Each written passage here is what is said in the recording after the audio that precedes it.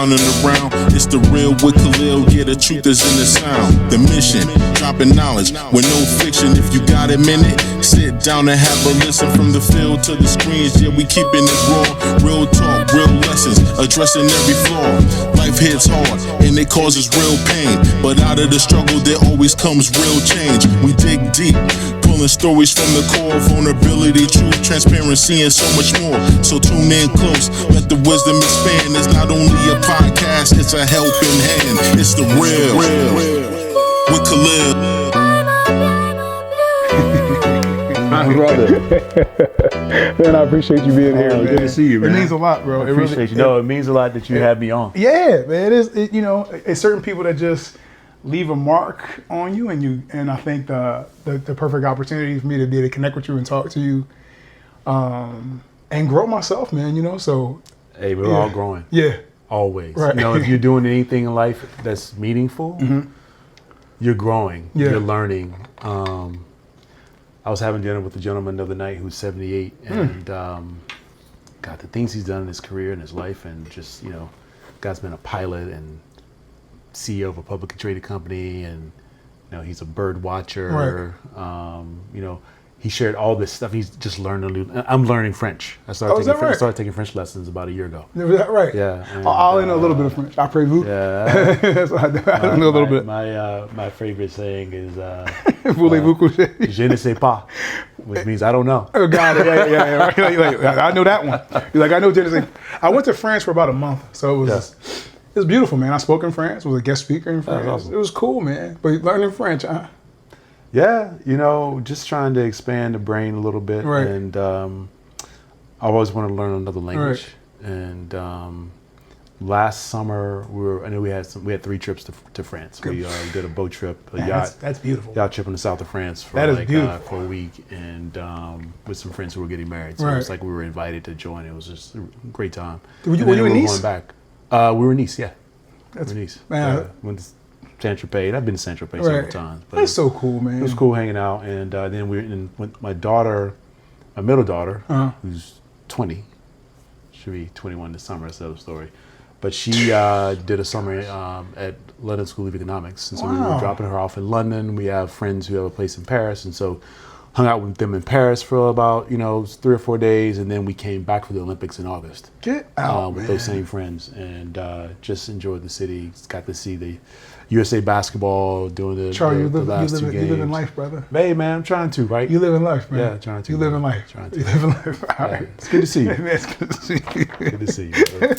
I'm gonna give you a bunch of these during this, man. So, it's all good. All right.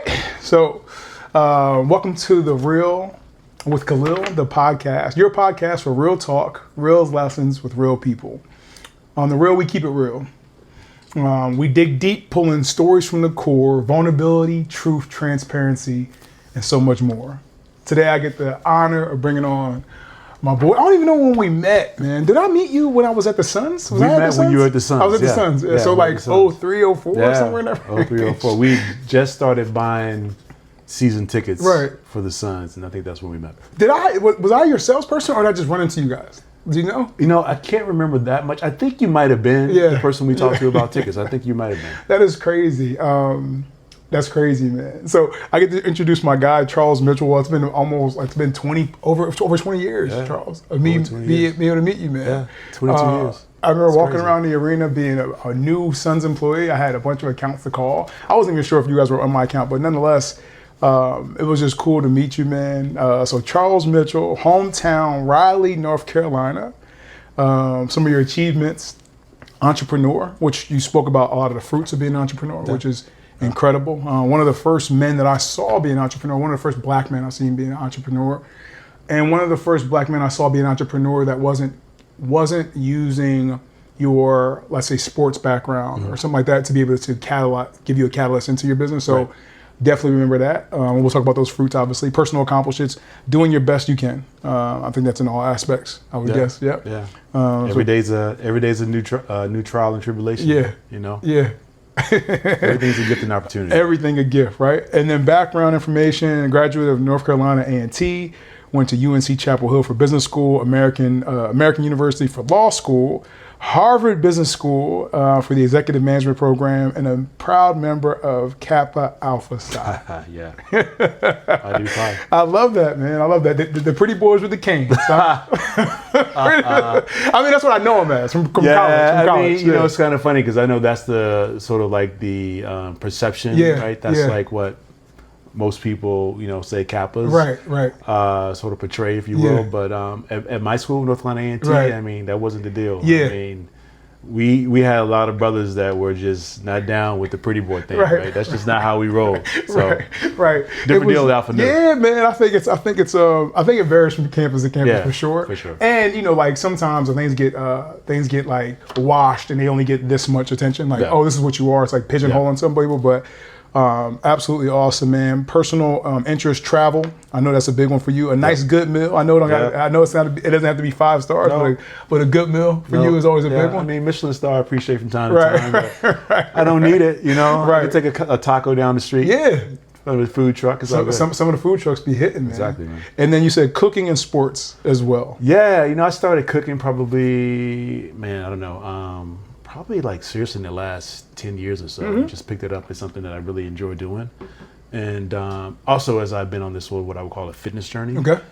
Fitness and then, you know, health as well, trying to, you know, solve certain health challenges and, you know, trying to stay healthy long term. And it's sort of like this longevity piece. I really started to like, cooking has been like one of those things where I try not to eat out as much. You know, I try to eat out maybe once or twice a week. Healthy aging. But I try to cook like 4 or 5 days a week. I mean, I think it's so big. A lot of the biohacking stuff is a lot about, you know, all those things. I just got back. I went to Colorado to visit one of my mentors by the name of Mark. And he was there. He talks about biohacking all the time. I mean, everything you could think of. You know, I did a VO2 max test there. And a VO2 max test, for those who don't know, is like you get on a bike, or it depends on what modality. But I was on a bike with the mask on. Like it's like the Olympic thing. And so I went and did the VO2 max test. Now the night before, I went to Don Tolliver's concert, which is like his posters up there. One of my favorite artists. And I drank, and I had an edible, and then the next day I woke up and did a VO2 max test. That gave you the real thing. It's still, and it's Denver. I'm not. I'm an asthmatic in this altitude, and I still did pretty well. Still, you know, it's just. funny, I grew up with asthma, man. Out of it. I feel like mine's kind of dissipating at this point too, which is pretty incredible. So, and then you talked about a few things. Red light therapy, or have you done hyperbaric chamber? No, I have not. I haven't done red light. I have a red light in my sauna, but I don't have a hyperbaric. But you know, I just try to. I don't know. I think losing 68 pounds is a big help. You know, that definitely helps. Yeah, that helped a ton. But yeah, we'll have to talk about the hyperbaric chamber, man. You know, I know your bread a little longer than mine, so you know, I'm gonna come to your house and use that. Not about the bread, brother. It's not about the bread. Not about the bread. So I said some memorable quotes or sayings. Quitters never win and winners never quit. If the elevator to success is broken, take the stairs. Childhood fraternity. Raleigh, North Carolina. Friends of Distinction. Yeah, what was the name? Friends of Distinction. Okay, Friends of Distinction. That's the, you said like a high school fraternity. This doctor and his wife started for, you know, basically for young black men. Got it. We wanted to make sure we all had a path towards something that was positive. That's beautiful. It was a great thing to be Is that still standing today? Still is. Beautiful, beautiful. And then one of your other ones was excuses or tools of incompetence that leads to monuments of nothingness, and those who specialize in them seldom do anything else. Am I saying that correctly? Anybody who plays Kappa has heard that before. Okay, got it. And I said that correctly? Yeah, you did. Okay, perfect. So on the Real Podcast, we get to welcome in my guy, Charles Mitchell, to the podcast. So we usually start with like a quick 6 questions, right? Cool. So as this develops, this is a new quick 6. It's a new thing. It's new, but it's not. Right? So we're learning on the fly. So quick 6. So what is your favorite genre of music? I mean, easy R&B. R&B? Yeah, R&B. You know, early days of hip hop. You know, I mean, I'm a Grandmaster Flash guy. Got it. Yeah, early days. Early days. You know, but yeah, I mean, but even like, you know, Tupac, Big. I mean, all those. Yeah, those are big ones. If you had to have a Mount Rushmore of your 4 top artists, this is your Mount Rushmore of your 4 top artists. You know, who would be in that Mount Rushmore? Yeah, for sure. I mean, I think I named 2 of them, Tupac and Big. But then I pivot to like, you know, Prince. Okay. Yeah. it's kind of a toss up. You go back into like some of the earlier artists, like obviously Michael Jackson was huge. Yep. In terms of like growing up on that music. Yeah. He's right behind you, by the way. Yeah. Mike, how you doing? But I think also there's some incredible artists that have amazing voices. I mean, vocalists are really like I think amazing. I mean, Brian McKnight. I mean, guys like Eric Benet. But yeah, I have a really deep appreciation for like hip hop, not to mention R&B. Yeah. I mean, those would be some of the ones. That's a good one, man. I like that. Biggie, Pac, Eric Benet, Brian McKnight, and Prince. I'm a Prince fan. Yeah. And it's some people have that battle between like Prince and Michael Jackson. I'm like, why can't I just appreciate both of them for their artistry? There was it wasn't a rivalry to me. Yeah. Neither was Pac and Biggie. Not at all. I'm not involved in that. Not at all. Make some great music. I'm with it. So I don't know if I'm more of a Prince fan or a Michael fan, but I like them both because they just. I think they're very different too. They are different. Yeah. They are different. Different moods for sure. No need to compare. Truth. Very true. Thief of all joy. Comparison. Exactly right. I know you like a good meal, so I'm gonna ask you this: like, if you had your favorite meal, like I say your death row meal, right? So you can craft this from anything you want. Like you don't have to be like, nah, I can only go to one place. So you can craft this from anything that you've done, anything your travels. You could be like, I want this from here, I want that from there. What would it be if you had to like craft your meal? And it could just be, you know what? I want to cook this in my house. Yeah, for sure. Like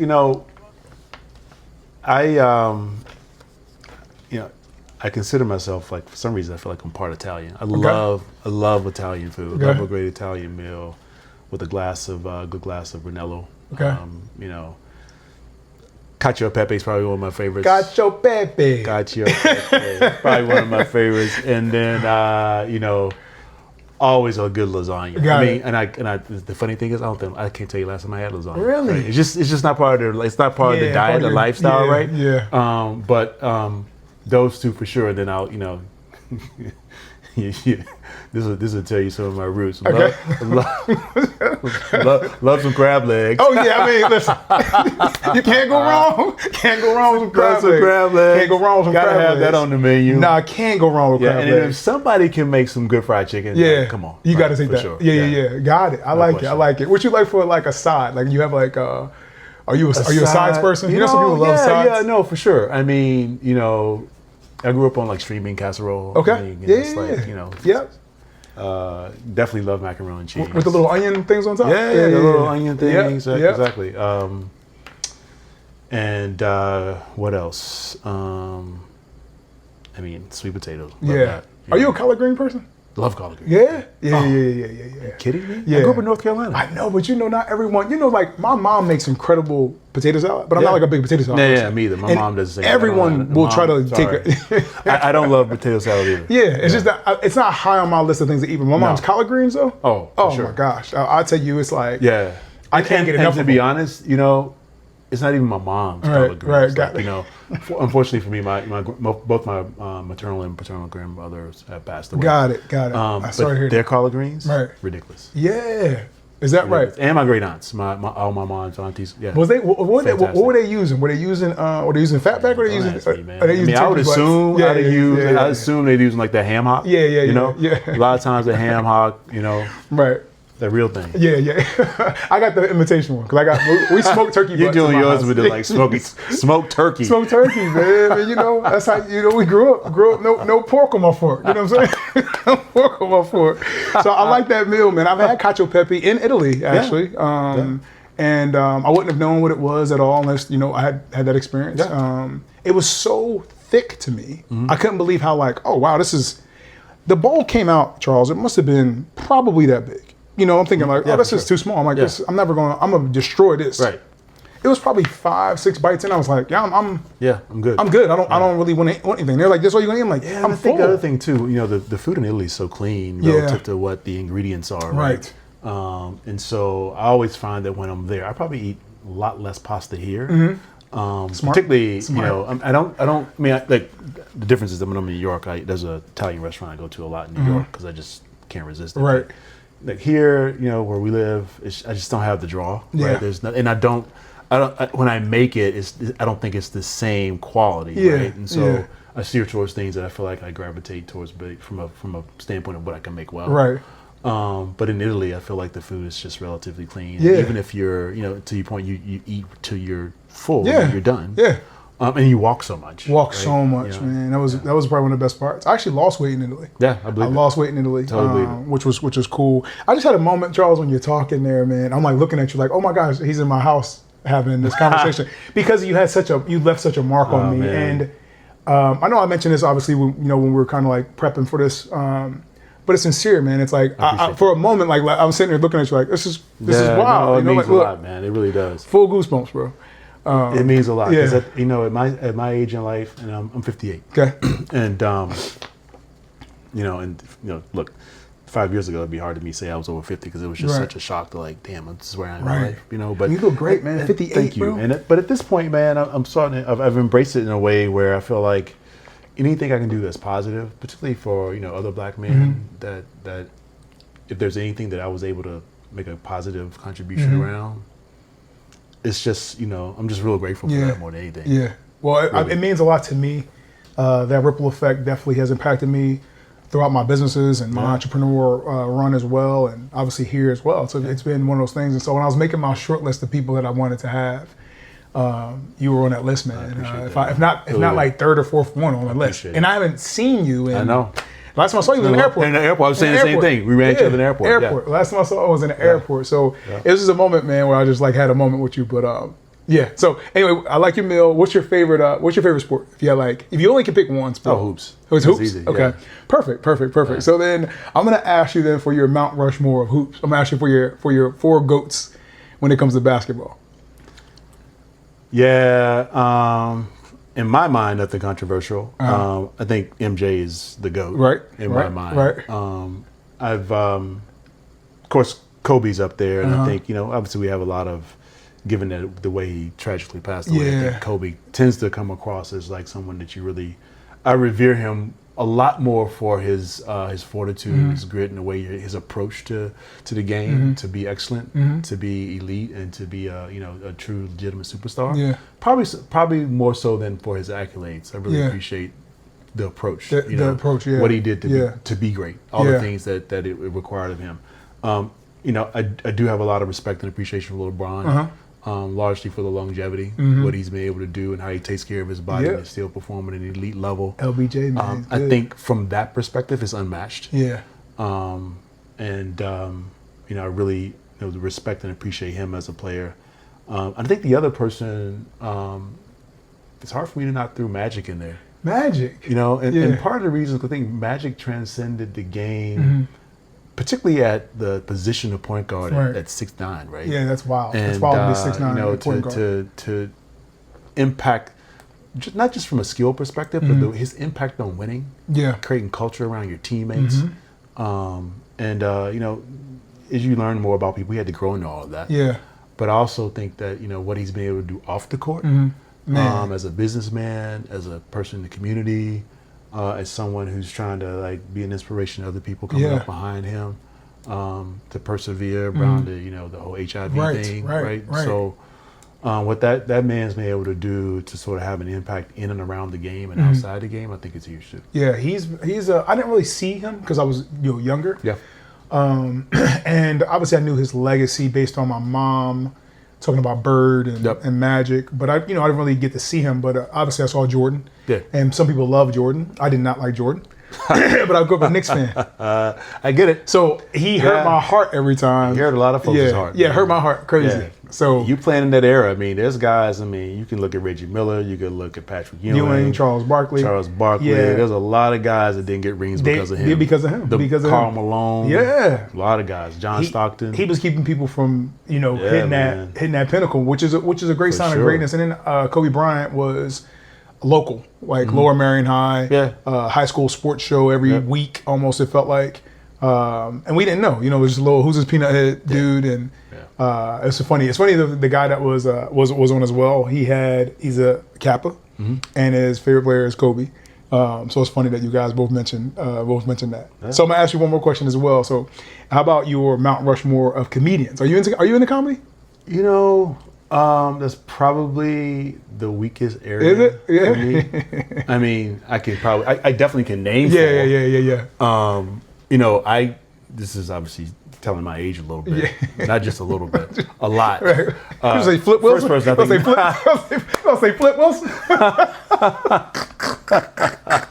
Red Fox. Right. The last you said Red Fox. Oh, for real? I would start with Richard Pryor. Okay. Yep. I mean, Richard Pryor, easily Eddie Murphy for sure. Yeah. I mean, it really kind of drops off. I mean, Chris Rock. Yeah.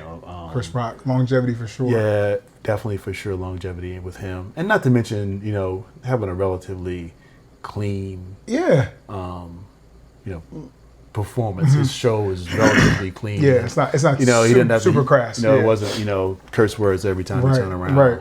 And another guy who's probably this will surprise you. I'm sure his name has not come up. Okay. But it's a guy that I used to hear all the time when I was like maybe like in college and getting older, and I just thought like he was really, really good. D.L. Hughley. D.L. Hughley, yeah. I don't hear D.L. often, man. Yeah. I don't hear D.L. often. No, I don't hear him often at all. Nah, I don't hear him often. Now, but I used to like just when he was coming up and was really kind of starting to like. I don't know if he ever became what any of those other guys, other comedians were, but he certainly had, he had a stick with him in terms of his routine. Yeah, he did. He was on. It was a show on BET, Comic View, I think it was called. I feel like he was on there all the time. Yeah, I thought he was always on Comic View. Yeah, I always appreciate him. I thought he was really good. I asked people that question about comedy because I feel like laughter is like one of the things that can bring you so close. Like the second, it almost disarms you so fast when you start laughing. You're like, I really can't be uptight or like. No, it's one of my favorite things. Yeah, my favorite. I don't think we laugh enough, right? No, not even close. We don't laugh nearly enough. Not even close. For what what you should be able to do in life. Right? Not even close. Not even close. One of my favorite pastimes is just being with my friends and talking trash. Same. Constant. It's the thing that lights me up almost more than anything. It's talking trash with my friends. Oh, for sure. Makes me so happy. Yeah. Makes me so happy. Yeah. So I'll ask you one more question and we'll get into it. I know I would love to know, what are you grateful for today? Whenever I think about being grateful, because I'm really grateful every single day, particularly at my age, and not that I feel like I'm old and like out the pasture, right. But having your health, man, at this stage in life and being really healthy and being able to do the things that impact health, right. I go to a longevity clinic to do like an annual exam every year, so it's a really sort of comprehensive. It's more diagnostic, not therapeutic. Got it.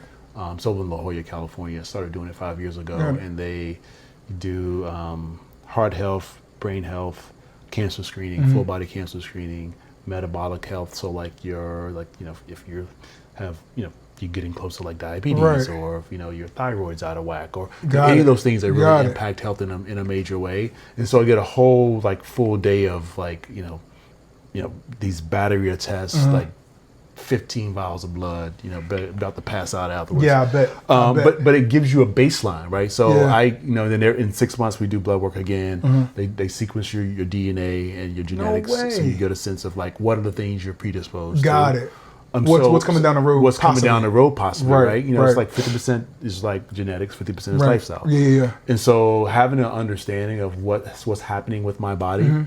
On a really good cycle, and being able to sort of tweak and adjust and change things around, particularly the things that matter, like your diet, or how much alcohol you drink, right?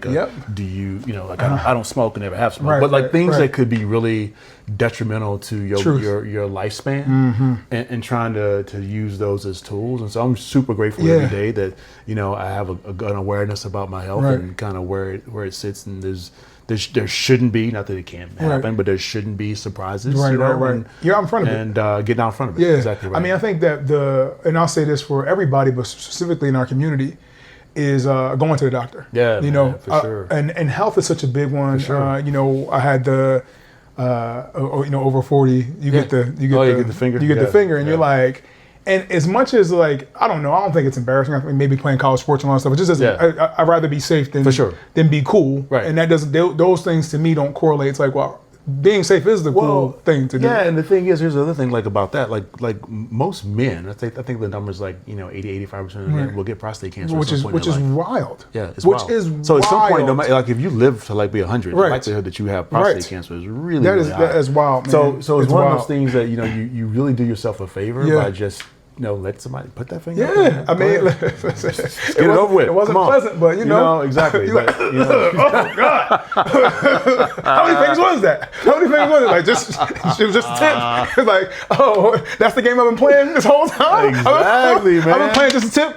That's what it feels like. Exactly. So that's the things you need to know. And so to have the means and the resources and the knowing that this is something that's out there that I can take advantage of and sort of get a sense of what my health looks like. Right. Like I have there's what they call lipoprotein A, which is a measure of the healthiness of your heart. Okay. And one of the things I found was in this screening over the last couple of years that I have an elevated lipoprotein A, which means that my heart right now is in great shape. I'm in incredible health regards to that. Right. But over time, over say 10, 15 years, it could create heart disease. Could you? There's nothing I can do about it. There's nothing I can do with lifestyle. Nothing I can do with my diet. Nothing I can do about that.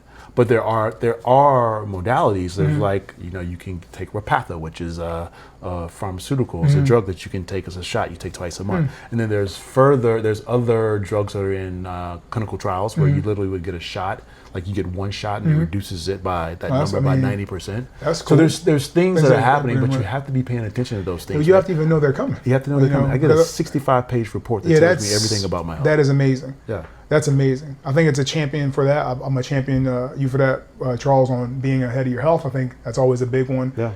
Being grateful for your health is obviously the biggest one. Before you came here, I had a massive stomachache, right? Yeah. And so it's interesting because I think part of it was a little nervous, actually. Oh, come on. Seriously, also in all seriousness, I was a little nervous, but I also have my snake plant. Right? I don't know if you know this, but snake plants bloom. They flower. You got me nervous. What's the damn snake plant?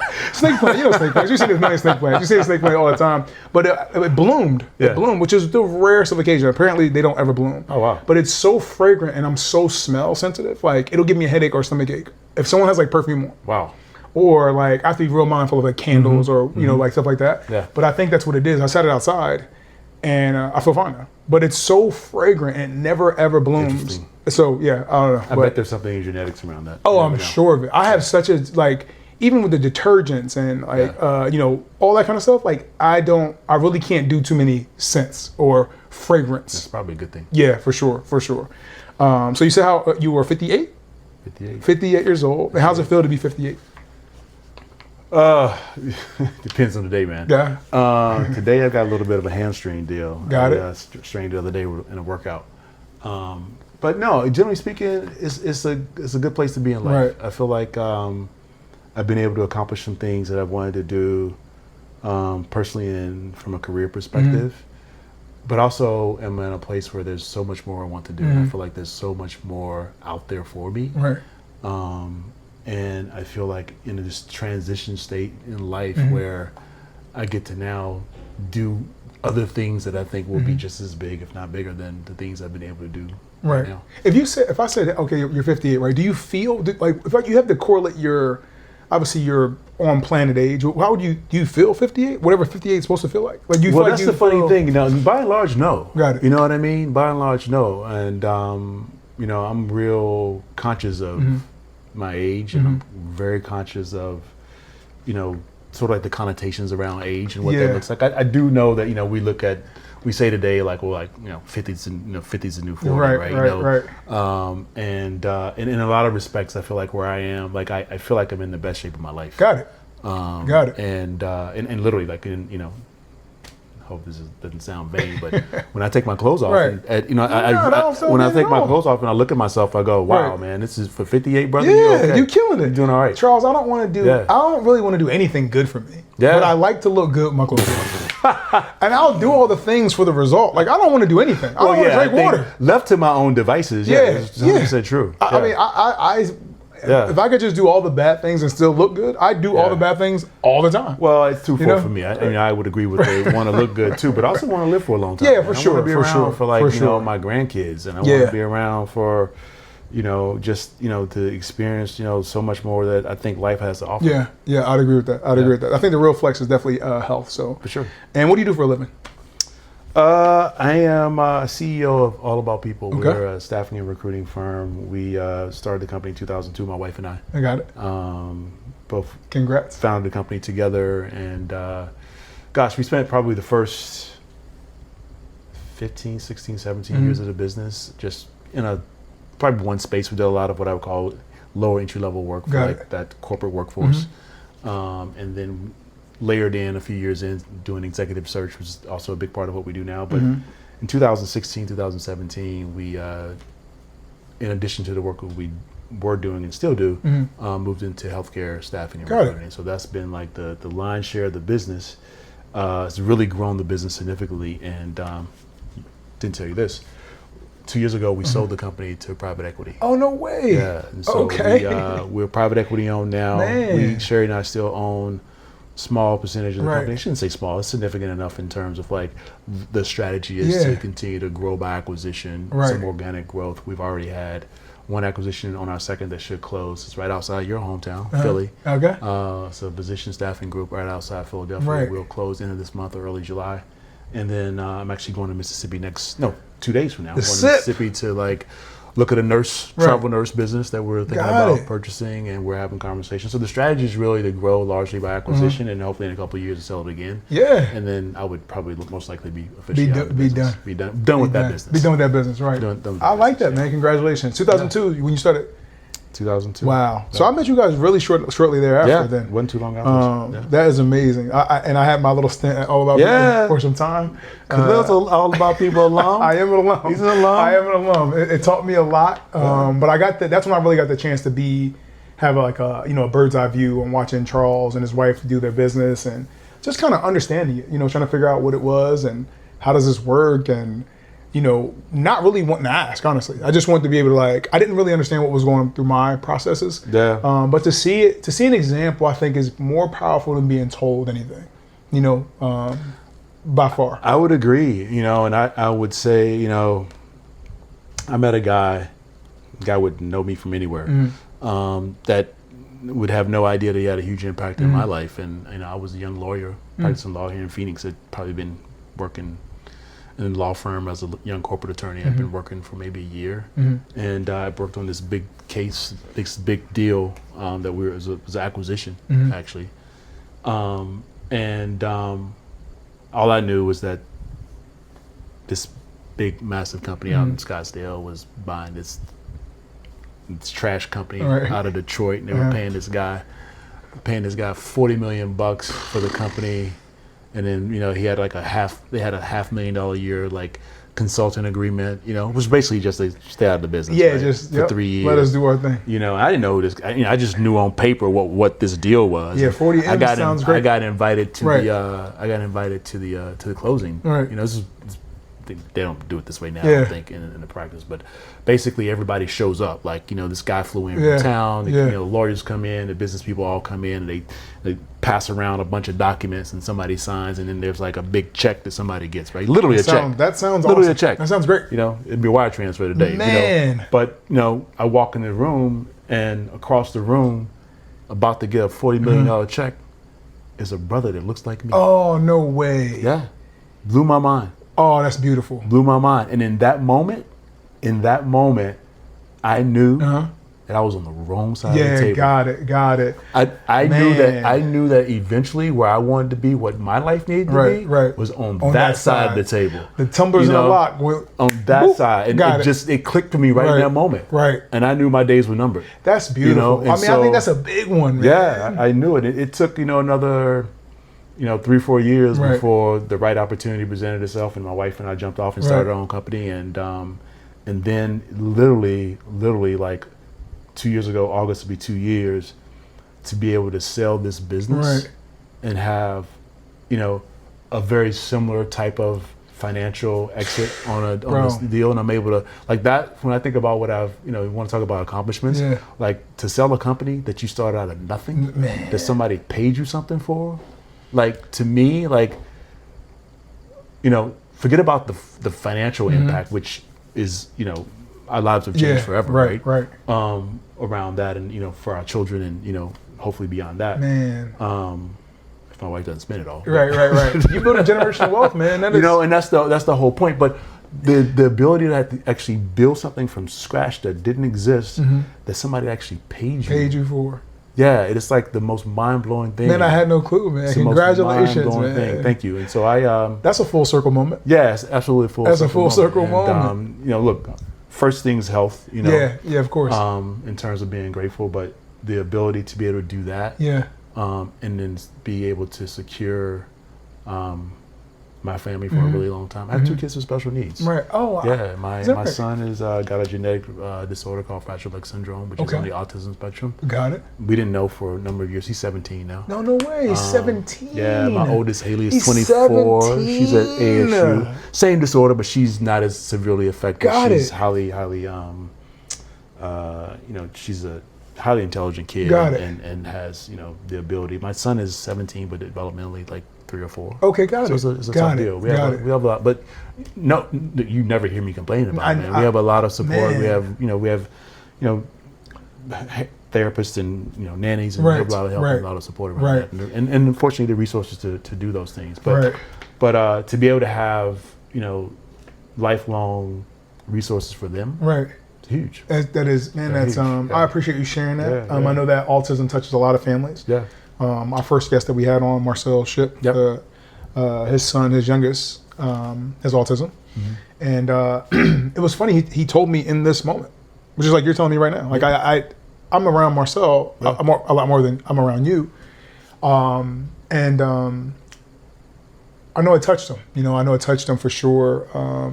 It's a big thing. It's tough for families, man. My middle daughter, she's crushed it. She's done great in life. She's just 20. She'll be 21 in August. But she's went off to boarding school in New Hampshire for high school, and then she's a sophomore right now at Boston College. No way. Great. She's up in Mass, huh? But it's had it affects everybody. You know, she's not a neurotypical kid, but at the same time, you know, what was rough for her was not having this ability to have a relationship with siblings. With the siblings, yeah. The way we most normal people would have, and so that's been a tough thing for her too. Yeah. So we all get impacted by it, but at the same time, man, we're really blessed. Yeah. I mean, I remember your children being super small. In fact, you didn't even have your son yet. Yeah, exactly. So that's how long. Yeah, he wasn't even born until 2007. Yeah. So I was long gone, I think, at that point. But it was it's one of those things, and I appreciate you sharing that with being authentic about it. I can imagine it coming with its challenges, but your daughter's graduated from college or my oldest is she's in her second year at ASU. Second year at ASU, and then she's taking a little bit of a slower path for her. She graduated. She went so she got her associate's degree from Phoenix College, which is community school, community college. In animation, she's very gifted artistically, super gifted. But she's in an animation program at ASU, School of Arts. And we just, hey, look, there's no rush. Just take your time. Take your time. Yeah, take your time. I think the ability to provide for your children is something. I really want to be a father. I think I've said this. Yeah. I say this all the time because I want to make sure I keep speaking it. No, that's what I want to do, and I want to make sure it's obviously with the right people, the right woman, obviously. But the ability to be able to take care of your family as a man is one of the things that I think about often. And I don't even have a family yet. It'll drive me. A lot of the things I'm on right now with you is the thought of the future self, right? So I appreciate your vulnerability and sharing it, because I think a lot of families are impacted, and hopefully something happens with this. So hopefully something changes. I have so many mentors of mine who have children who have autism, and I don't want to look at it as like a scourge of the planet, but it's something that's like. I use the phrase something neurologically. You said Divergent. Something. Yeah. Was it called? Well, people use the word neurologically divergent. Got it. People, individuals. Okay. Definitely for him, it's a neurological disorder. Got it. Yeah, for him. Got and it. for my daughter. Yeah, it's something that for sure I think that you see it in one of my friends he's older. He has autism. He's probably 21 now, and. The thing I so appreciate is his joy. He's always happy. He's always happy, and I'm always like, how can I be, how can I be mad? And I know not everyone has that same, it's the response. Lens, man. The lens is different. Yeah. And I'll be not in a great mood sometimes, and I'll see him, and I'll be like, what am I complaining about? What am I so uptight about? Exactly. So it's something to be said about that for sure. It's a lot of that for sure.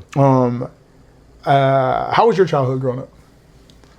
Man, I feel like I'm really fortunate. My mom and dad, who are fortunately still both living, Man, they were Awesome. They're still here. great parents, still here. I love that, man. You know, I feel like I always say I had everything I needed, and a little bit of what I wanted. Yeah.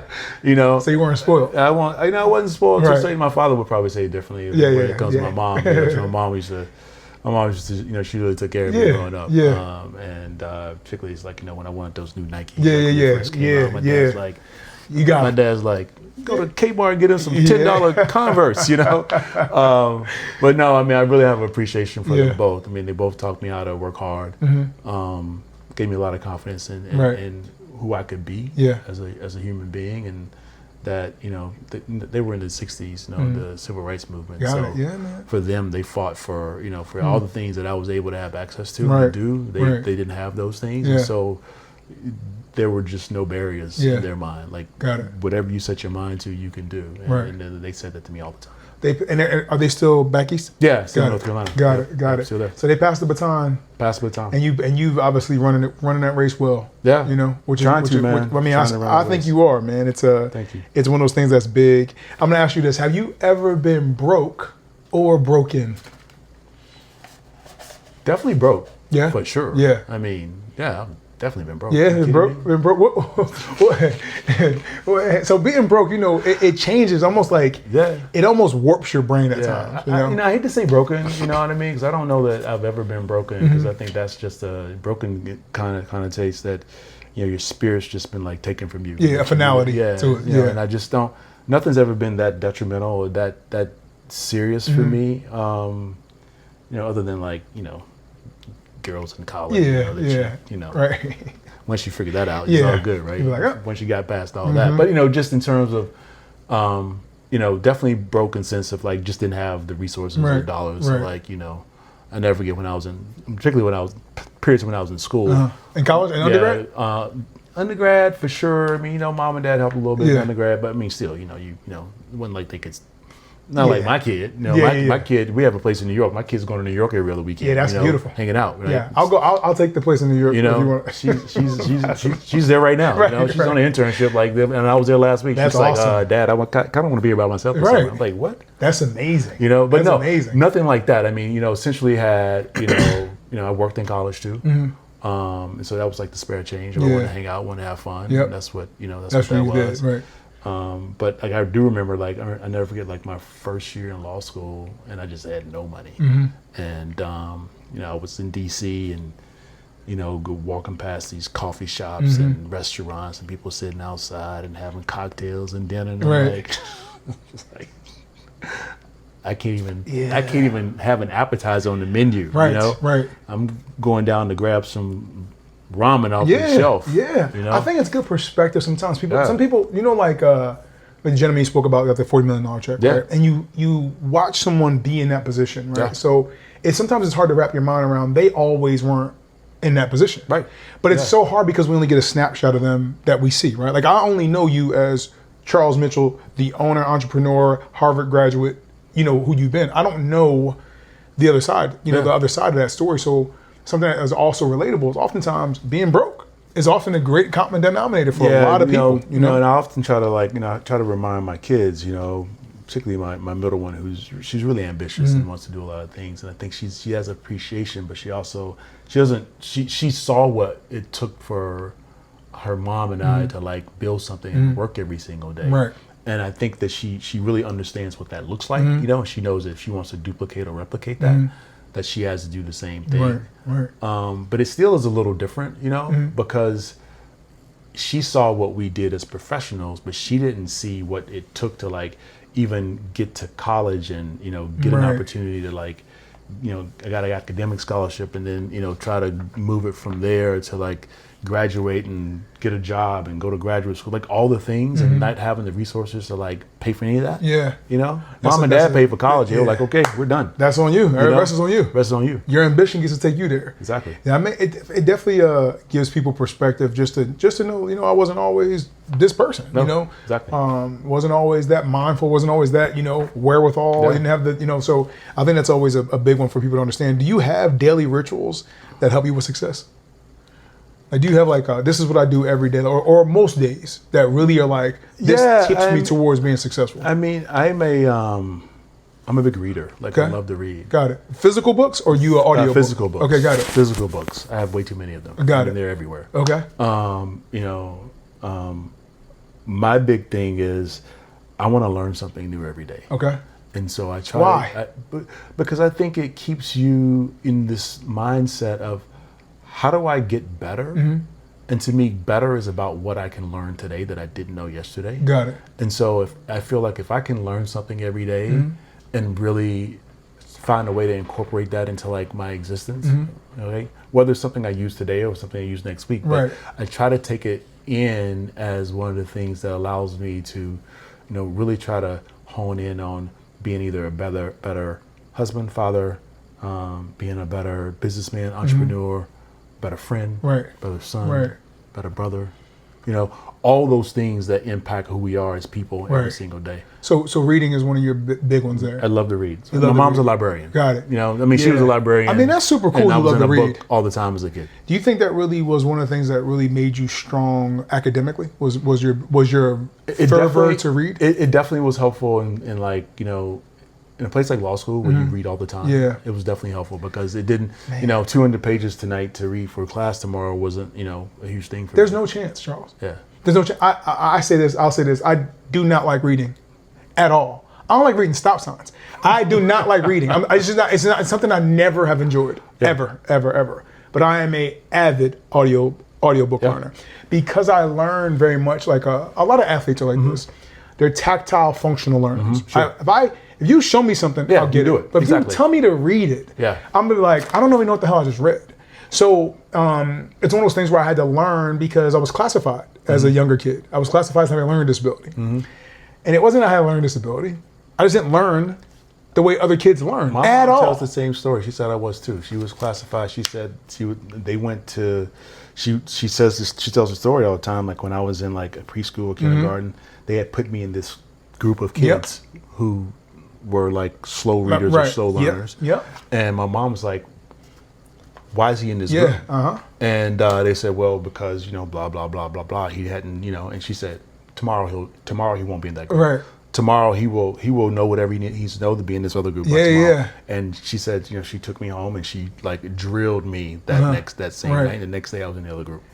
I would say, and I was never in that group, other group ever. What's mom's first name?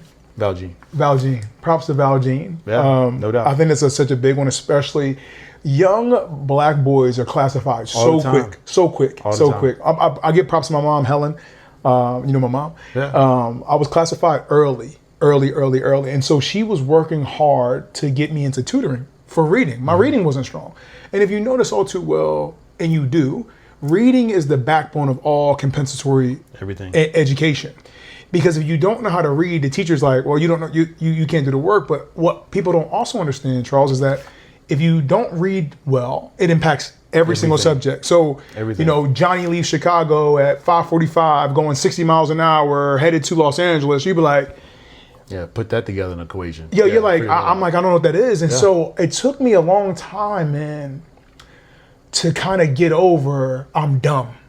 It took a long time. It took a long time for me to be like, which is unfortunate. I'm not dumb. And that's sad, man, because that never should be the case. I helped start a charter school back in 2012. Got it. I think I remember that, man. Vista College Prep, and we're one of the top charter schools in the state. We now have 5 campuses. Congratulations, Our man. School leader's one of the top school leaders in the country. How cool is that? And so I've been really blessed and fortunate to be a part of that.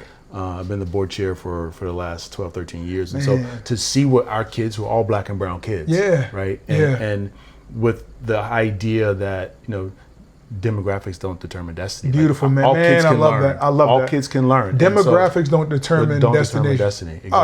Destiny. Demographics don't determine destiny. Yeah, same thing. My gosh, that's beautiful. And that's just so beautiful. That's so beautiful. Our kids get singled out by 3rd grade if our boys, to your point, aren't, classified as strong readers. They get pushed over here in this other group. And then who knows what the trajectory looks like, right? It's all downhill from there. It could be. You got to have someone who's a buck stop for you. Exactly right. It has to be. And if it wasn't for my mom or your mom, for sure, being like, nah, that's not going to work. But it took me, I'd say, Charles, to about like high school until I was like, oh, I'm not dumb.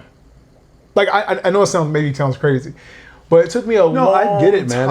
It's a story that's repeated over and over, so I totally understand that. Wearing that scarlet letter of being in classified class, it was called Resource. Yeah. I remember me and another kid that was of color, her name was Tina. We would go into a special, room for, and be in this classroom by ourselves, essentially, with a teacher. And they would be teaching us stuff, and I'm like, I hated going in there. They would just come into the classroom, and you would get up. It's humiliating. It's humiliating. It's in the middle of the regular class. It's deflating. Oh my God. They pull you out. Everybody knows. Everyone knows. Everyone knows. Everyone knows. And not only that, but I'm black. My name is Khalil. I live in this community. It's not really like, it was like so humiliating. And I understand that, like, I just give my mom props, but if it wasn't for certain things, and this is the thing that doesn't happen anymore, I don't believe recess exists anymore. No, I don't think so either. So recess was a great equalizer because although you might be getting me in the classroom, I'm gonna kick gonna kick your ass when we get out of this, right? Because some kids will walk by the classroom and like, poke their head and like make fun. Right. And I was like, okay, it's all good. Wait till lunch. Yeah. Wait till lunch. But it took me until high school where I kind of like got it. And it was more because the subject matter didn't interest me. I didn't care about most of the subjects. Sure. And then I met a teacher who actually cared, who was like, come on, you know all this stuff. Like, you just need someone to read to you. And I was like, that's it? Yeah. So, man. It's a different way of learning. It's a different way of learning for me. Thank God for tutors in college. Thanks for being thank God for being a student athlete where you can have tutors. But, yeah, man, I think it's big that they definitely will classify kids quickly. Yeah. Quickly, especially kids of color. No question. That is a flaw for sure in the educational system. I don't know if it's getting any better. I don't think it's going to. I think it's going to be on the onus on the parents to be a person that is an active parent in their kid's life. They have to be. But I tell people all the time, while having children myself, I tell any of my friends who have children that have learning disabilities, I always say, check their reading, because it's probably the first thing. And I said, then remember this, reading touches everything. They're gonna be impacted by everything. And I said, and you want to work hard to get them out of that as soon as possible. And I just tell them about my like scarlet letter, like kind of like derangement of my own self. Like I felt like I couldn't do this or that. So I think it's big, man. Beautiful in the charter school. I agree with you. What's something you put value in when you were younger that you don't now? Ooh, this is going to sound a little bit contradictory. I don't put as much value around material things, and that said, I have them. You know what I mean? In a lot of ways, but they don't define me or mean everything. Right? If somebody took them away, if I didn't have them or couldn't afford them, it'd be all good, right? Yeah. But I value more my time now. I value my time to be able to go do things that I want to do, to travel, and been fortunate enough to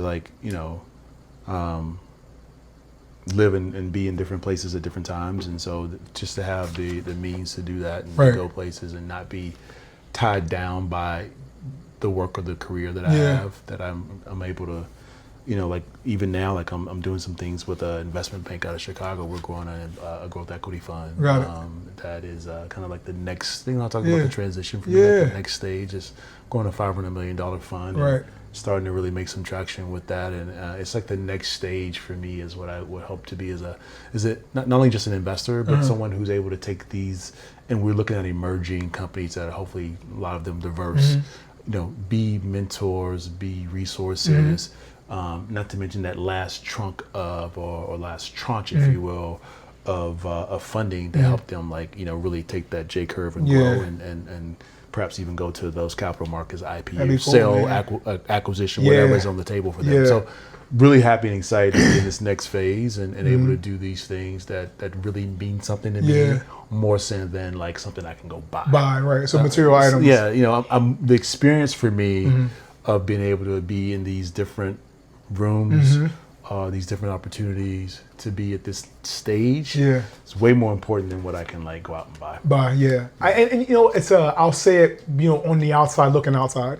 I know your house, at least the house I've seen last, and your obviously the things you have and your vehicles and all that stuff. And I think sometimes Will Smith said this, right? He said, once you get all the things you want, I wish everyone could get everything they wanted, so you can realize that those things don't really matter, like all the things, right?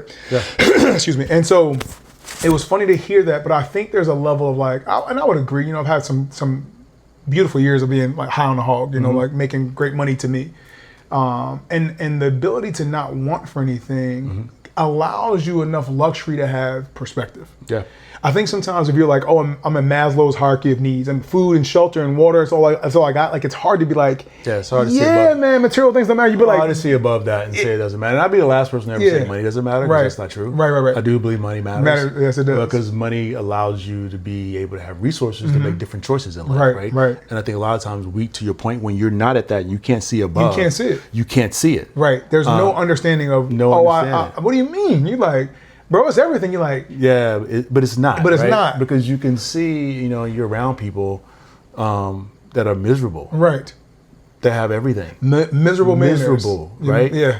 Absolutely miserable. Yeah. And so, I know billionaires that are miserable. Yeah. And so, to be in this space of life where you can have an appreciation for, one, the journey, whatever it took to get there. Right. But it's also respecting it. And it means that easy come, easy go. Yeah. You worked hard for it, so you want to preserve it. Right. So spending it today isn't as important as it was before, right? Yeah. I want to preserve some things. I want to make sure that, that interest keeps happening, right? Right.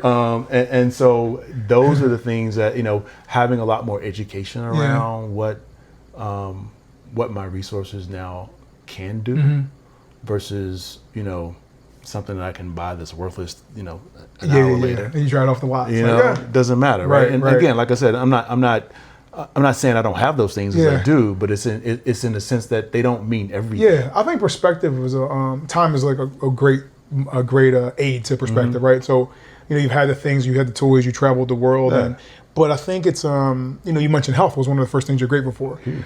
And you've heard a million times like, well, the guy with no legs would be envious of the guy with legs. And the guy with legs is envious of the guy with the car, and the guy with the car is envious of the guy with the jet. It's like we all have that perspective.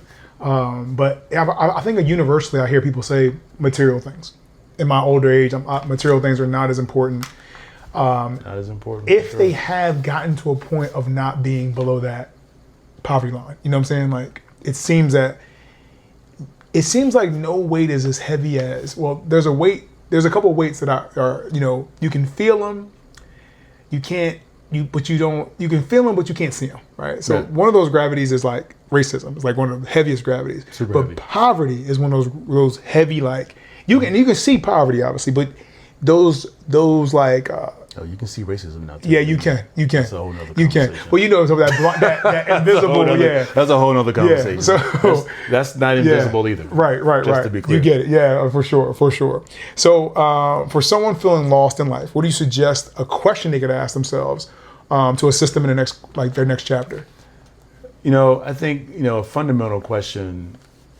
I think a lot of people are trying to figure out who they are. I think that's a huge question for young people. Like trying to be who they are. Right. Like who are they? Like who am I? I think that's a huge question. Man. But I think the question to me is a different question, which is, who do I really aspire to be? Like what kind of person, what kind of human being do I want to be? Got it. Meaning, how do I want to show up for people? How do I want to love? How do I want to care? How do I want to take care of people? Got it. And then what are the things that I'm gonna do? Because a lot of times we get so focused on us. Yeah, I was hearing that. I was hearing that when you were saying focused on us. That it's like it's not all about us, right? I feel like when you get lost, like, when you do get want lost, to be, and how do you want to show up for other people? Right.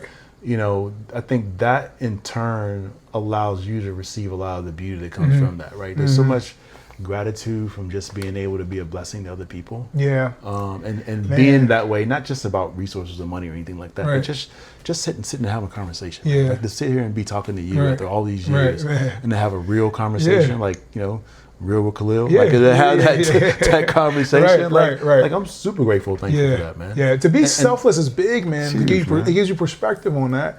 That selfless part of that though, because when I wrote the question, right, like when someone's feeling lost, what do you suggest them to ask themselves? And it immediately, I didn't really have an answer. I just wrote it because I was like, oh, that's a good question. But then when you said it, I was like, oh, you got to get outside of yourself. We get that paradigm of being, you get so like, singular it's focus. me. And you're like, yeah, but I know if you do something for someone else, help enough people get what they want, you can have everything you want.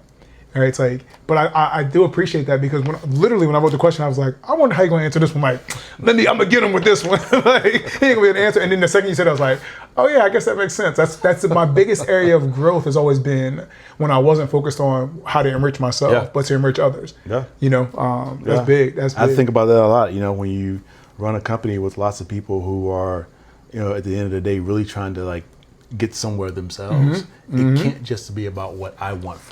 Yeah, it's got to be, something's got to be delivered that's about them, and then if it's about them, at the end of the day, somehow, some way, we get what we want as an organization because we get people who come to work, care about the work they do, they're productive, they try to enrich other people in the work that we do every single day, and then that all comes back. And it makes sense. I mean, All About People is a staffing firm, correct? You want to give them a plug? You want to give people? Okay.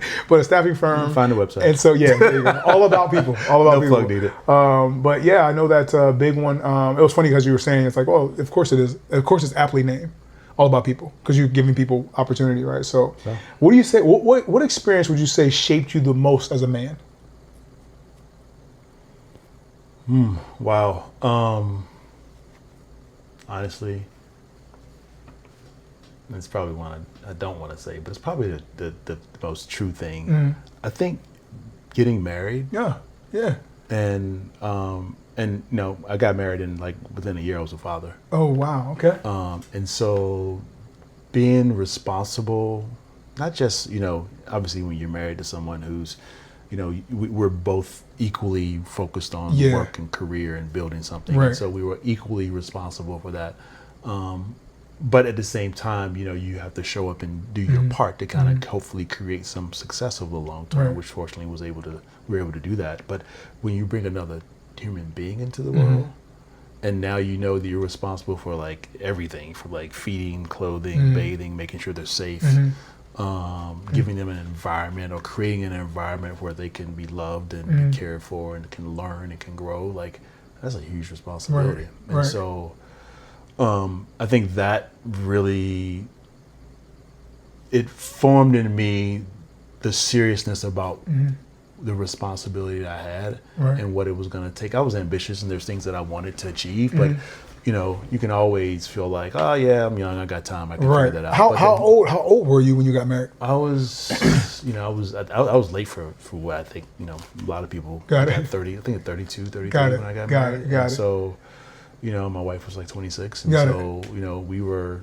you know, and then probably within 3 or 4 years we were starting a business. So trying to take that from like, you know, zero to whatever it was going to be at some point was a serious endeavor, and something that I realized that, you know, all the things I used to do, what I thought were important, you know, hanging out with my boys or doing, you know, whatever silly shit was out there. It was no longer. No longer. The biggest thing that shaped you as a man is marriage. I would think so. So I'm going to ask you a question, and it's later in this list, but I know it's on here. I think it's going to piggyback off it, but do you think, what's the most important decision you have to make as a, what do you think the biggest decision you need to make? I think getting married is a big decision too. I think that's probably one of the biggest ones, and I think it depends on who you get married to. I think the one reason I would say that, you know, my wife is not an easy person. When I don't mean that disrespectfully.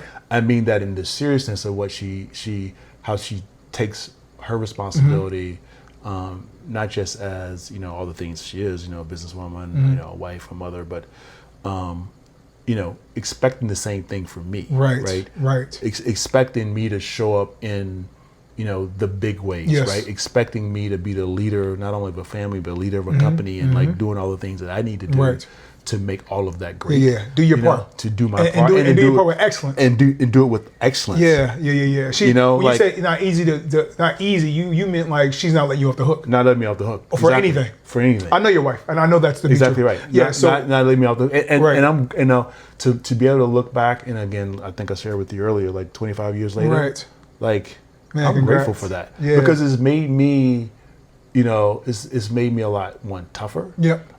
It's made me a lot more responsible. It's you know, again, I got a lot of grit and a lot of like tenacity and like a lot of belief and confidence and faith in myself from my parents, from sports, from all the things that I did early on. But she helped me take it to a completely other level in terms of expectations, and then to your point, like not letting me off the hook. I love that. I think it's one of the biggest things. I know that I can be great on my own, but I know that I'm much greater with the embellishment of a woman's mind.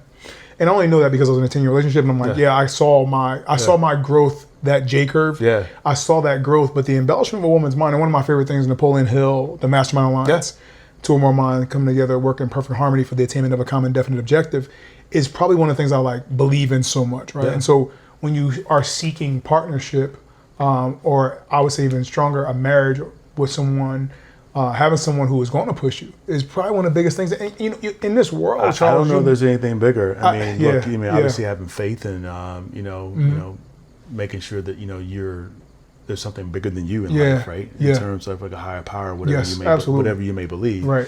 I think that's all important. But I think making sure that you have someone that's they always say equally yoked. But, equally yoked. Yeah. But there's look, it's not easy, man. You know what I mean? Like 25 years was not 25 years is a long time. It's a long time. It's not all rainbows and rainbows and bunny rabbits, whatever that is.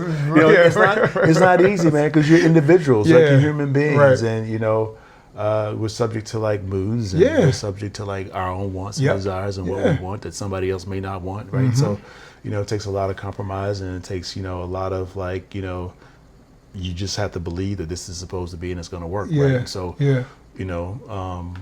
that's a huge decision, and I think is one that is most important for all of us. Yeah, I mean, I think it's probably one of the biggest decisions for sure. Yeah. I think I hear that pretty often.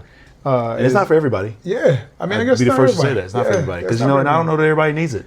I mean, I don't know. I think I have a deep desire to be married, but then that's important, right? Yeah, it's important. Well, it's important for me to be able to say, I don't know. I feel like a lot of times, like, I got you is bigger than I love you to me in my world. Right, like, and I got you is because I'm used to being, for a large amount of my life, I was got by my mom. Yeah, like there was no thought like, oh, my mom's not gonna be able to come through. Yeah, so I know I show up that way for other people. Right, to get that is a blessing, because there's so seldom in life where you have a person who got you, and I don't mean got you conditionally. I mean got you like, no matter what you go through, I'm gonna show up for you. Yeah, and that's very true, man. And and look, here's the thing, and look. Black mamas, right? Yeah.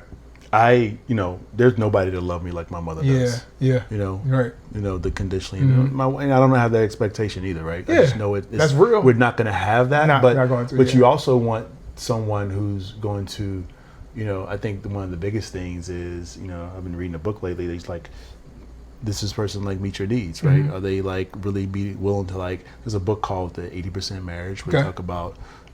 There's this thing that everybody thinks, okay, you do 50%, I'll do 50%, and we'll get there. It's called the 80% marriage? Yeah, it doesn't work that way, because, you don't do your 50%, or I don't do my 50%, and all of a sudden we're nowhere near 100. But sure. If everybody can say we can do it, each of us do 80. Right. Each of us do 80. 80 is good enough. Each of us can do 80. You do your 80, I do my 80. Right.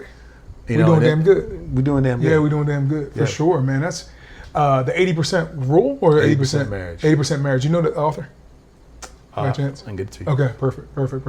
I love that, man. Do you believe in fate or free will? Oh man, are they mutually exclusive? I don't think they are. I don't think they're mutually exclusive. I think there's fate that comes along. I do believe in fate. In other words, I do believe that things happen for a reason. Yeah. I believe when a door closes, another door opens. Got it. I think when we look at what happens to us sometimes, like we think things happen to us for like all the wrong reasons. Right. But I do believe that one of the things I say a lot, everything's a gift and opportunity. Yeah. No matter what happens in front of you, it's a gift and opportunity. So for you versus to you. For you or to you. But it could be something that you think you didn't get. Like if you didn't get an opportunity, like whether it be a job or you didn't win a contract or something didn't happen that you really were hoping was. My belief is that something's better around the corner, right? Yeah. And there's a reason you didn't get that. Right. But I also believe that there's free will and choice, that we do all things that, all the things that we do, we do them with whatever consequences come behind it, right? It makes a difference, right? So I don't know if they're mutually exclusive. Right. If I was leaning one way, I probably believe in, more so fate, but I also don't ever want to discount what my effort means. Yeah. Like when you put your effort towards something, like if you're talking about fate, you just go, you know what, I really believe this is going to happen. Yeah. I'm just going to like let the let me get lazy river. The universe, Yeah. I'm gonna meditate on it, and the universe is going to make the shit happen. Right. I just don't believe that works that way. I think our effort, I think there's like I look at it's like intention, right? You got to have the intention that you want to make something happen, that you believe in it, that you have faith in it. Yep. But then there's effort. There is effort, man. And then somewhere along the way is grace. Yeah. Right. So I think all those things are huge, all three of those things. But without effort, without the ability to go out and do something about it, nothing happens. Yeah. I call people the lazy river life. Yeah. When people think I could just get in an inner tube and just float, it's going to float me to my destination. I'm like, Jim Rohn says it always, right? It's not the wind, but the setting of the sail, right? Yeah. So it's like, yeah, sorta, but nah. I think you got to put some effort into that. You have to have the vision for it, right? Yeah. Vision isn't the intent. What we really believe in our hearts that's possible, but without the action behind it, right? Yeah. None of it is. Who was that? Earl Nightingale. A ship with no destination runs a derelict. Not going anywhere. Yeah. See, I can recite those things because I listen well. But if you said read this, I'd be like, I'm not getting any of that. It just was never been my way of learning. Hey man, we all learn differently. Yeah, for sure. What would you say your biggest setback or failure has been?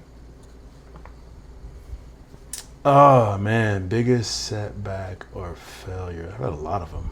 I mean, bad investments. Right. I'd say, a lot of times I think I wish that I'd studied hard sometimes earlier, when I was a student in college.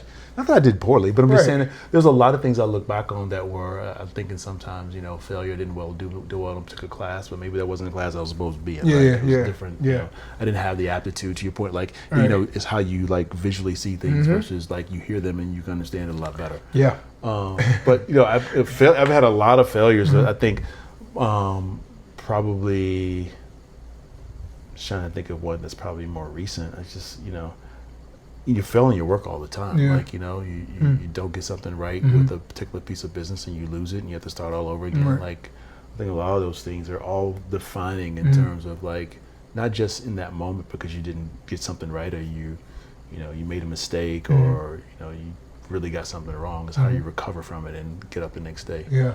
So I can't really think of one specific thing. Well, the question I think I fail all the time. Yeah. Well, yeah. I mean, that makes sense, right? Little course corrections, right? So, yeah, I think when I thought about that question for you in particular, failure or setback, is because I do see you a certain way, right? And I see you as the man that I know, right? And so in my head, there's like that $40 million gentleman you saw. You're like, does he seems like he's knocking out the park every single time. And so when you said get back the next day is really when I want to like hear what was coming next. Like, well, then how you recover? And you're like, get back the next day. Is that process of like, I stumbled. How long does it take you could go from stumble, fall to get back up? What would you say? 24 hours. Okay, that's impressive. I need a good day. Got it. I need a good day. Got it. And honestly, really for me, I need to hit the pillow, go to bed, get a good night's sleep, hopefully, and that doesn't always happen. Right. I don't sleep great most times. Got it. Well, that's affirmation. But watch you say yourself. But it's really more about getting a new day, right? Leaving that old day behind.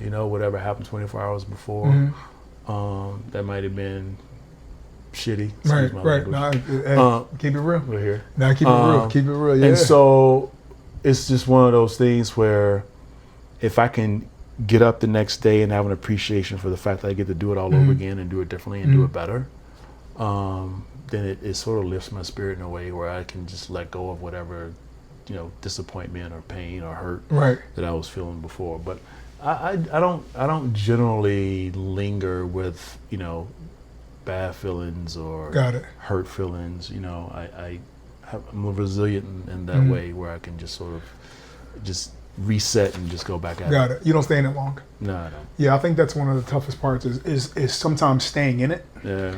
And that'll cook you. It will cook you, and largely because you're getting behind. Yeah. Yes. You're already behind because you gave up some ground because you were hurting your feelings. And dwelling in it, dwelling in it, And the moment you get out of it and start to focus on what's really next and what's important in the moment, then you realize, okay, let me just let that shit go. Right. Nah, but that's big, man. I think that's big. I know you spoke about, obviously, marriage, right? And your wife, I know she's powerful. I'm going to ask you a question. I know a lot of people go through this, and I'm going to ask, like, so marriage is a big one, sustaining it 25 years now. Yep. Congratulations. Thank you. And you are in an interracial marriage. Yes. Right? What would you say, right? So I know there's so many things. I say this all the time. I'm an equal opportunity employer. I don't really care where I find love. Same. I care about finding love in a person, right? That was I know always people. my thought. And my mom moved me from the city to the suburbs, and then all these faces that I saw were not like mine, right? So, and then I got the more in school and all, like, and I really don't have a. I think I have a preference, but I'm not like, oh no to this or that, right? I don't have that in me. Yeah. What things have you faced that you would say you had to really overcome in an interracial marriage? I think there's probably a lot of things, to be honest with you. I think early on, particularly when we started our business, there were a lot of people. I shouldn't say a lot, but I can literally think of a handful of people who were really like, do you think that a black man, a white woman in a business can actually, like, you think y'all could actually make this happen? Yeah. I mean, we got that. We actually got that, and it wasn't always from white folks. Yeah. Right? So, for sure. So For sure. I mean, those were some tough pills to swallow. Everything. Unfortunately, I'm probably wired the wrong way in some respects, but it's fuel, right? And I take a lot of, I take fuel from a lot of things like that. Just not just that, but there are other. I've been slighted in a lot of ways where people didn't think that there was anything that was going to come of anything I was trying to do. But the other piece to that is, I think it's also, I've had to like be able to redefine how I connect with my own community. Got it. Because there's a perception that well, you don't like black women. Right. No, that's not true. Yeah, that's I not love true. black women. That's right? not true at all. Right. It's funny how there's one thing makes you say there's a stink eye. I've gotten the eye from plenty of black women who, on first glance, they might see me and it's like a smile, and then all of a sudden they see what's beside me and it's like. Why do you think that is though? Like, I don't know, and there's probably a lot of sisters out there will say, well, we don't really give a shit about you. Right. We don't need you, right? That could be it. Yeah. But I know I've had the experience where it's just it's not in their eyes it's not cool. Right. And so and so sometimes it's hard trying to reconcile that I'm still in all of my being and my wearings. I'm a black man. Yeah. And I care about that, and it has meaning to me. And just because I made a different romantic choice doesn't lessen how much I care about my community or the blackness that I possess because of it. For sure. And so I think that's one of the things that probably is the most disappointing things for me, because I've gotten beyond feeling like I gotta prove anything. Yeah. So I don't do that anymore. Right. But I remember being much younger, and particularly being young in my relationship and my marriage, and trying to make sense of what other people thought. And it didn't feel good. And it's like I said, it's different now. I care a whole lot less. Right. But you go through life earlier where you really for whatever reason you care about what people think. Of course. Right? People can say that they don't. Right. But that's not always true. Right. It's not reality. Right. I can imagine that being a challenge for sure. Yeah. And like I said, I'm an equal opportunity employer, so I mean that in the best way. But I know it's like when you get like the look, and you're like, hey, love is love. Did you find me, or did it? And I'm single, right? I'm single, so I can be an equal opportunity employer. Yeah, making that clear. But I say that because I also think about it in a sense of like, I've thought of you being an athlete, right? You run the play so many times in your head without that play happening, right? And I've thought about, what if I dated an Asian woman or a white woman, or like, what would it be like? And I thought in my head, because, oh my gosh, the biggest thing I had to teach her was culture. And you would think sometimes, if we're the same color, we got the same culture. Yeah. And that's not true. Not true at all. Because there's a level of like people that I know that look just like me that I have to. Not true. I get to or have to teach so much to like, oh, you don't know this, oh, you don't know this, like because we grew up in different worlds, right? So my question to you is, was that a big impact for you? You had to like really show your wife culture so she understood, and then obviously you have beautiful biracial children. Yeah, right? I mean, so I think I never thought it was my responsibility to teach her. Okay, got it. I never did. I thought that it was incumbent upon her that if she wanted to have this relationship with me, that she needed to do things on her own. Got it. I like that, man. That's beautiful. To figure out, not just who I am, but basically, how I sit in the world as a black man. Yeah, man. And she's very much aware of all those things. Man, that's beautiful, Charles. She's aware. She respects it, and I don't have to like go through life complaining or talking about my plight, and she sees it and lives it, right? Yeah. And so, and she without me having to have a conversation about it, she senses and sees and understands that it's just a part of who I am and part of my being. And when people who we're around, because we're we live in Arizona. Yeah, man. I mean, we're in a very diverse, non-diverse community in a lot of ways. Well, non-diverse, but like I see a lot more. I see a lot more interracial couples in Arizona than I've ever seen. Sure, but we're around a lot of we're around Caucasian, a lot of white people, and affluent people. Yes, and so always being grounded in who I am in those spaces is really important to me, and she knows it's important to me. Yeah, and she was so what I hear you saying is that she took responsibility of going, I get to understand him in ways. And I think part of it also, she had, a gentleman who was almost like a father figure for her, who's a brother. Oh, got it, man. That's beautiful. She was growing up in Oregon, a man that her mom dated for quite some time. Oh, got it. Her father passed away. So she had some context around it, not that she knew everything. But that's big. But she had context. That's and, big. And a lot of respect. Yeah. I think it's huge.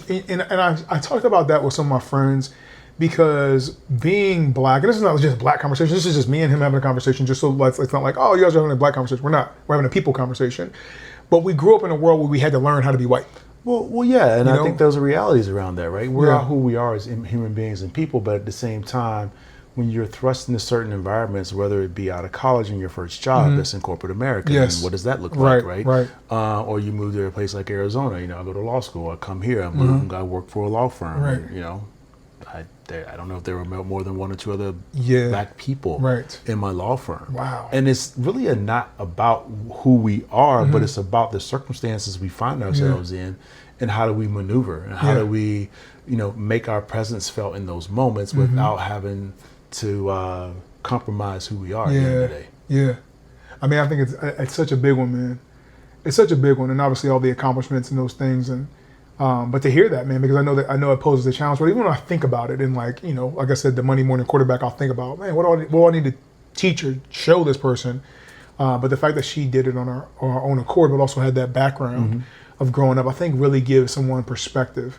And so I think that's beautiful, man. Yeah, it's beautiful. It takes a lot of energy to try to teach other people things, right? You know? And look, not that we can't play that role sometimes as a teacher in relationships, but most times you want people to be able to at least meet you in the middle, and we're all learning because not because somebody has to teach us something, but because we want to learn something. Yeah, and that's a different. I think that's definitely a different come from. Yeah, want someone who wants to learn about, who wants to understand it, wants to get it. I think that effort right there. We talked about effort obviously earlier, but that effort right there, I think goes really far. It goes a long way for sure. Would you say that? Like you have do like you and your wife have a practice when it comes to like discipline, like a discipline practice between you guys? About how we just in life, like just obviously seeing you guys be successful, and I think the one I would say sort of like principle that I think we both really have been anchored around is work ethic. Got it. Working hard. So one thing that we both know and understand from watching our parents grow up, my mom and dad working hard as, in fledgling careers as educators, where they didn't earn a lot. Right. And then her father passed away when she was 7, single mom raising 2 kids. And so, both of us understanding what it took to like the basic piece in life was that you had to work hard. Right. And then everything else sort of like falls, hopefully not for everyone, but if you, again, intention and effort, some grace, because grace is a big part of it. Hopefully things work out and you're able to do the things that you aspire to, and things actually happen for you. But the main discipline is the work ethic. I like that. It's cool to see you guys, just do so much. And obviously, I guess I was around in the beginning. You know what I'm saying? Like, I think about it, which is funny to think. Yeah, very good. How would you define accountability? Accountability for me is, doing what you say you're going to do. Got it. Got it. When you make a commitment and you say that you're going to do something, you honor it. Right. And you not only do you honor it, but you show up and you give your best effort. Yeah. To me, you don't half-ass it. Don't half-ass it. Yeah. As the first thing, they came on head. You show up and you do what you say you're going to do, and you give it your 100%. Right. How do you define love? Well, love's a big word, man. I mean, because for me is the level of care that you show people, that you truly want the best for them, that you're grateful for how they show up in your life and the joy that they give you, the lessons, even sometimes the heartache, right? Yeah. Because love comes with that, right? Yeah, right. And, being able to receive, but also to give love. I mean, for me, love is like how I show up and how I care for someone, and my friends, my family, how you give. Yeah. I'd say a prayer every night, like I'm asking to I want to, love, care, share, and give. That's like big for me in terms of how I want to be for people. And so, love's in so many different forms, and I think love is just an expression of how we not only feel about, because you have to love yourself first, right? Yeah. Love is an expression of how you feel about yourself, and then you take that expression of yourself and you give it to others. Yeah, I like that a lot. I'm gonna hit you with a couple, kind of a little bit, maybe like, if I'm gonna have you have 1 sentence answers on the next little couple, right? What's a goal you haven't accomplished yet? If it could be 1 sentence. I want to buy an NBA team. Want to buy an NBA team? Is there a particular NBA team you want to buy? My wife's from Portland, so it used to be the Portland Trail Blazers. Okay, got it. But poor man can't be beggars. Listen, what is it? Beggars can't be choosers. That's what it is. Well, listen, when you do buy that team, I'll just take some. I'll take some floor seats if you don't, mind. What are you doing today for your 80-year-old self? Today, taking care of my body. Yeah. Yep. That battery is. And you said it's in La Jolla? It's in La Jolla. It's a place called Human Longevity. Human Longevity. Speaking of longevity, what do you think the meaning of life is? I think the meaning of life is to find love in everything you do. Man. And everyone you're around. You can find love, if you can give love, if you can receive love, I think you figured out life. Yeah. Find love in everything you do. Meaning of life. Oh, man. How do you want to be remembered? I mean, I can't deviate from I can't go too far from the last question. Right. I want, to be remembered as someone who loved his family and friends and really gave of himself. Right. And always wanted the best for people. I love that, man. I think that's true. And then I'll ask you for your 3 books that you think that everyone should own or use in practice. Man, I read a lot. Yeah, I know you read a lot of books. It's funny you said I read a lot of books. I remember your library when I came to your house, and that was a number of years ago. So, 3 books. Gosh, that's the thing about context too, right? Right. So, we're talking about people self-help. Yeah, self-help. I would say people changing themselves, wanting to fulfill their lives. Obviously, reinvention is a big part of this all.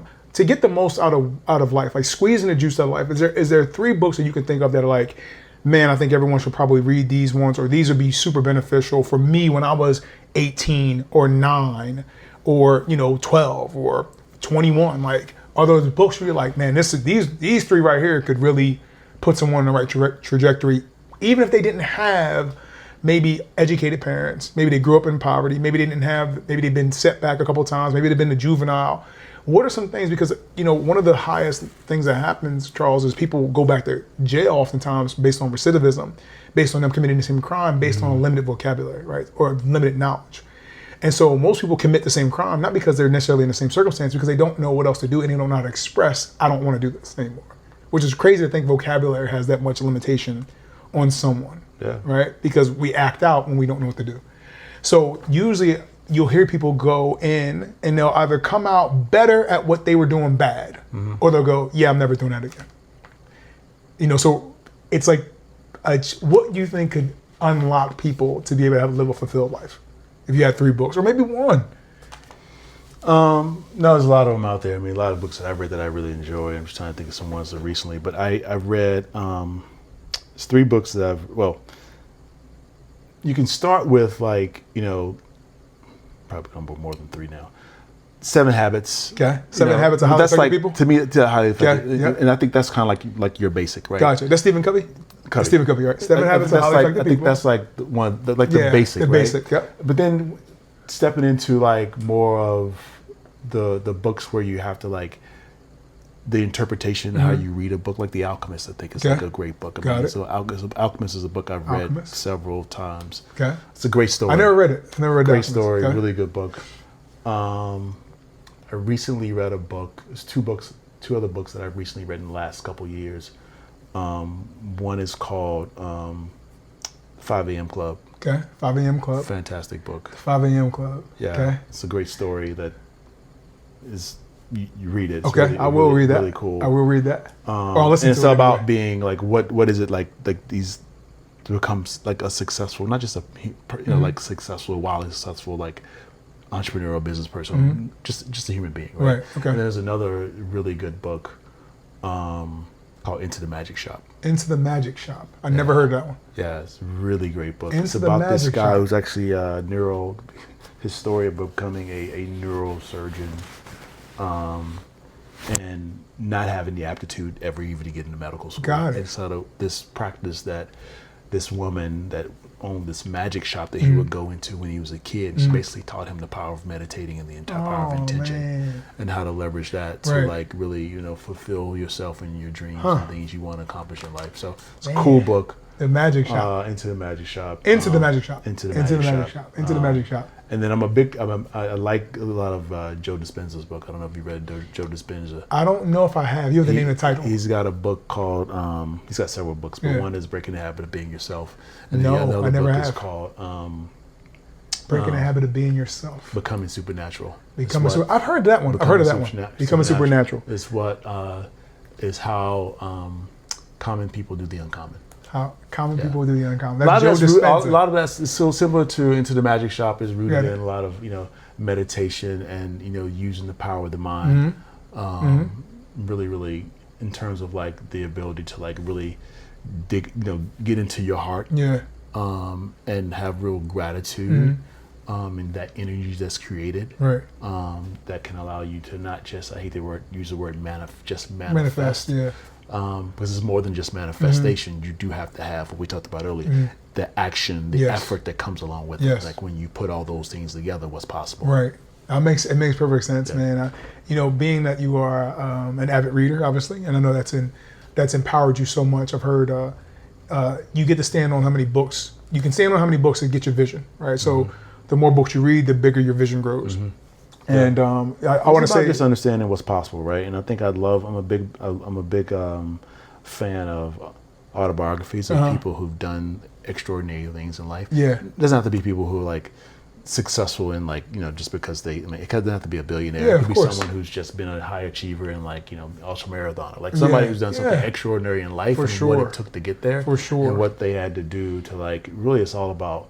Most of what we find in life is what we tell ourselves. Yeah, man. What do our minds say that we can and cannot do? Gosh, that's a bar, Charles.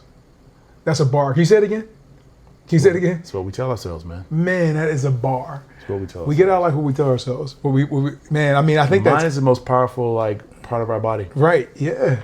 Yeah, it's one of those things. Yeah. I would say, like, I just want to say, like, there's so much I learned today, right? And I've known you for a long time, but I haven't got a chance to be around them. And, we've been moving in two different worlds. On the occasion when I do get to bump into him, it's always a refreshing thing. When I was making my list, he was on the list, and I wasn't sure if he'd be a yes. I know he's always been a yes for me, and I do appreciate that because I don't think you also understand.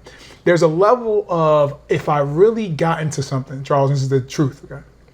If I ever really got into something, I'd be like, hey, call Charles. Mm-hmm. And I don't think I have many people that are like that, because even though we're two ships passing often, I don't believe that you would allow for me to be in a place that wasn't supposed to be there. And you have that short list of people like, yo, hey, call this person.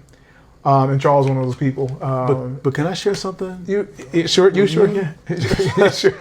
Like, when you reached out a few weeks ago, and it's like you wanted, you had this podcast and you wanted me to come on. Like, first of all, I was extremely touched, right? Very touched, grateful. Oh, that's cool. The fact that you think that you have any sort of impact on anybody in life, like, you don't take that for granted, right? You don't necessarily go around and say, hey, yeah, I'm doing this and this is gonna, never crossed my mind. But what always struck me, I've always known that there was something bigger in you that you could and would become.